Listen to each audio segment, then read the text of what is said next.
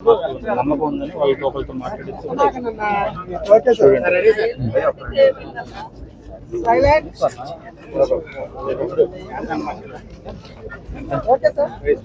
అందరికీ నమస్కారం. గుడ్లవల్లేరు ఇంజనీరింగ్ కాలేజీలో హాస్టల్లో కెమెరాలు ఉన్నాయి. దానివల్ల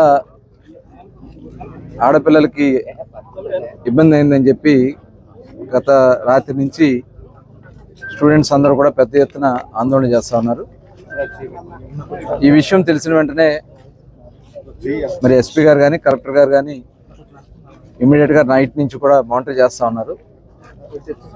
అట్లాగే గౌరవ ముఖ్యమంత్రి గారు చంద్రబాబు నాయుడు గారికి దృష్టికి వెళ్ళిన వెంటనే మమ్మల్ని అందరినీ కూడా ఇక్కడికి మరి జిల్లాకు సంబంధించినటువంటి మంత్రిగా నన్ను, అలాగే శాసనసభ్యులు పెడన కాన్స్టిట్యున్సీ కృష్ణప్రసాద్ గారిని, అలాగే పామర్ కాన్స్టిట్యున్సీ శాసనసభ్యులు కుమార్ రాజా గారిని, మాజీ శాసనసభ్యులు రా వెంకటేశ్వరరావు గారిని, అలాగే మాజీ పార్లమెంట్ సభ్యులు కొనకళ్ళ నారాయణరావు గారిని, అలాగే కలెక్టర్ గారు, ఎస్పీ గారు అందరూ కూడా ఇక్కడ రావడం జరిగింది.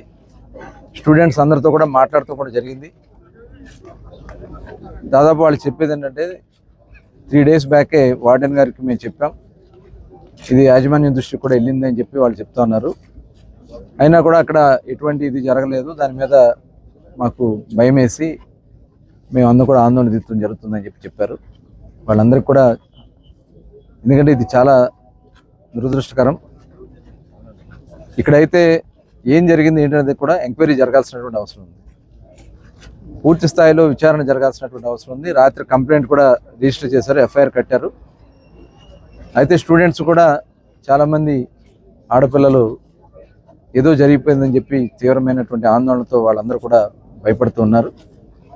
దీని మీద పూర్తి స్థాయిలో విచారణ చేయాలని చెప్పి ఇమ్మీడియట్గా ఆల్రెడీ 5 ఆడ లేడీ కానిస్టేబుల్స్తో, అలాగే లేడీ సిఐలు, డిఎస్పీ గారు, ఎస్ఐల్ని, ఐటీకి సంబంధించిన వాళ్ళందరూ కూడా ఒక టీం కింద వేసి వాళ్ళతో ఇన్వెస్టిగేషన్ స్టార్ట్ చేయడం జరిగింది.